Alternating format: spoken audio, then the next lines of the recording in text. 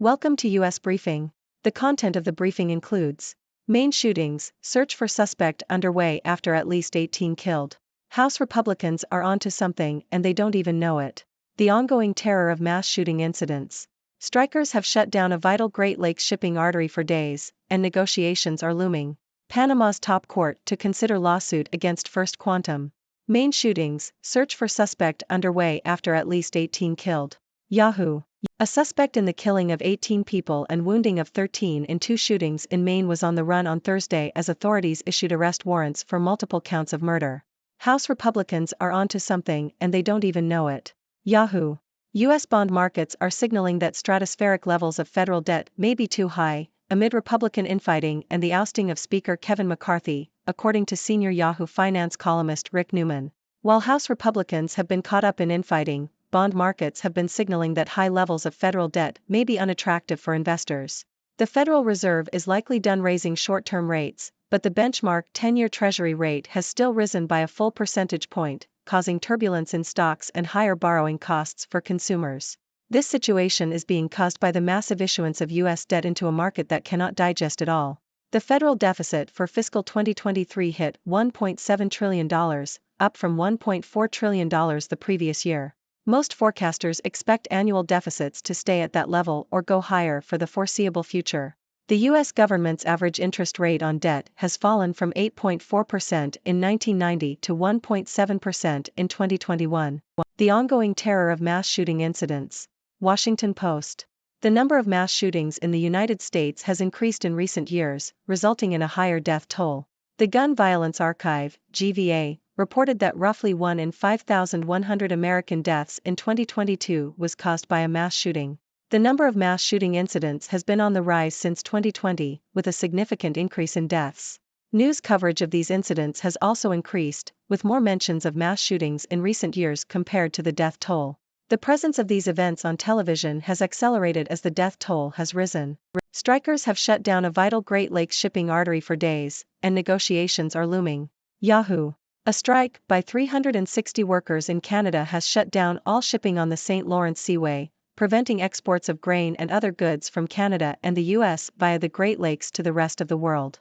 The strike, which began on Sunday, has shut down 13 locks between Lake Erie and Montreal, bottling up ships in the Great Lakes and preventing more ships from coming in. The St. Lawrence Seaway and the Great Lakes are part of a system of locks, canals, rivers and lakes that stretches over 2,300 miles, 3,700 kilometers, from the Atlantic Ocean to the western tip of Lake Superior in Minnesota and Wisconsin. Panama's top court to consider lawsuit against First Quantum. Bloomberg. Panama Supreme Court will consider a lawsuit alleging that the nation's contract with copper miner First Quantum Minerals violates the Constitution. The court has said it will issue an opinion on the lawsuit within 10 business days, and if it proceeds, it will request written arguments from attorneys representing both sides. The contract, which was approved by Panama's Congress on October 20, grants First Quantum the right to mine copper for 20 years, with the option of an additional 20 years.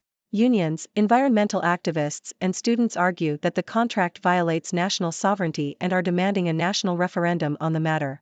Residents shelter in place amid Lewiston mass shooting manhunt. Yahoo! Officials in Lewiston, Maine are urging residents to stay home as a manhunt continues for Robert R. Card, the person of interest in a mass shooting that killed at least 18 people and left more than a dozen injured. Card is considered armed and dangerous. Schools have been closed as a precaution, and authorities in Massachusetts and New York City have been alerted. The incident began with a shooting at a bowling alley, followed by more shooting at a bar and restaurant. A vehicle connected to the shooting was located in Lisbon, prompting a response from units across the state. U.S. 18 people confirmed dead in Maine mass shooting. Deutsche Welle. At least 18 people have been killed and 13 injured in shootings at a bar and a bowling alley in Lewiston, Maine. Police are searching for a suspect, Robert C., and have called on residents in the area to stay indoors. Maine Governor Janet Mills said the suspect was armed and dangerous. The suspect, a 40-year-old man from Bowdoin, is a member of the U.S. Army Reserve assigned to a firearms training facility. The suspect had been committed to a mental health facility over the summer, according to authorities. Schumer says only real answer on AI is congressional action. Washington Post. Senate Majority Leader Charles E. Schumer has called for congressional action on artificial intelligence, AI, stating that an executive order from President Biden will not be sufficient. The Biden administration is expected to release an executive order next week that will ease immigration barriers for highly skilled workers and require assessments for advanced AI models used by federal workers. However, Schumer argues that legislation is necessary and that administrative action cannot replace it. Schumer is leading bipartisan private forums to craft AI legislation and emphasized the need for federal investment in promoting and creating safeguards for AI tools. He also expressed concerns about AI disrupting U.S. elections but stated that Congress needs to learn more about the topic before taking action. Ladies and gentlemen, I am Dr. Six, your trusted observer from the 6 Degrees world, bringing you the latest news and analysis from around the globe. Today, we have covered a range of topics, from the ongoing manhunt in Maine, to the impact of U.S. debt on bond markets, the increasing frequency of mass shootings, a shipping strike on the Great Lakes, a lawsuit against a copper mining company in Panama, and the call for congressional action on artificial intelligence. Let's dive into these stories and share some insights. First, let's address the shocking news from Maine, where a mass shooting has left 18 people dead and many injured. Our thoughts go out to the victims and their families. The suspect, Robert R. Card, remains at large, and authorities are urging residents to stay home. It's a tragic reminder of the ongoing terror of mass shooting incidents in the United States. The number of these incidents has been rising, resulting in a higher death toll. The impact of these events is not only felt by the victims but also by the entire nation, as news coverage of these incidents has increased. It's a disturbing trend that calls for urgent action to address the root causes of gun violence. Moving on to the economic front, we have news about the impact of U.S. debt on bond markets. House Republicans may not realize it, but the infighting within their party has coincided with a worrying signal from bond markets. The massive issuance of U.S. debt into a market that cannot digest it all has caused turbulence in stocks and higher borrowing costs for consumers. This situation highlights the need for a more sustainable approach to fiscal policy and debt management. It's a reminder that sound economic policies can have far-reaching consequences beyond party politics. In Canada, a strike by 360 workers has shut down shipping on the St. Lawrence Seaway, disrupting exports of grain and other goods from Canada and the U.S. This strike highlights the vulnerability of global supply chains and the impact that labor disputes can have on international trade. Negotiations between the workers and their employers are looming, and hopefully, a resolution can be reached to restore the flow of goods through this vital shipping artery. Shifting our attention to Panama, the country's Supreme Court is considering a lawsuit against copper miner First Quantum Minerals. Unions, environmental activists, and students argue that the contract violates national sovereignty and are demanding a national referendum on the matter.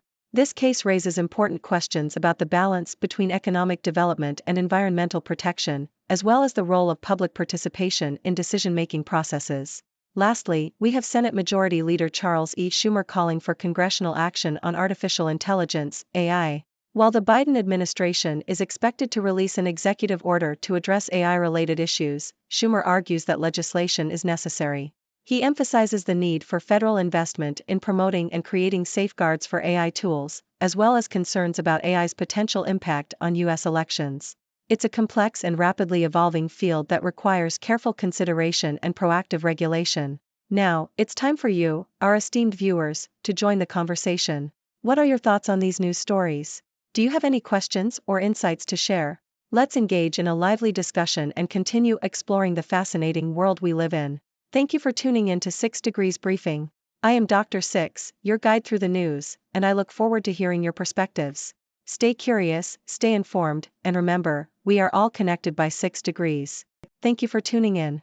The content above showcases the latest briefing reports and analytical synopses, thoughtfully curated by the 6Do team. These insights stem from a wide array of reputable media outlets, think tanks, government sources, and specialized experts worldwide. We encourage you to explore these sources for a comprehensive perspective. Keep in mind that while the content may not always align with the official standpoint of 6Do Brief, it's not meant to be taken as absolute directives for decision-making. Comprising seasoned media professionals, learned scholars, and accomplished scientists, the 6Do team embodies a trailblazing, fully independent media entity. To customize 6Do Brief to meet your professional needs, you have the option to subscribe to a diverse array of briefings on our website, 6dobrief.com. Regardless of your location, you can conveniently receive 6Do Brief via email.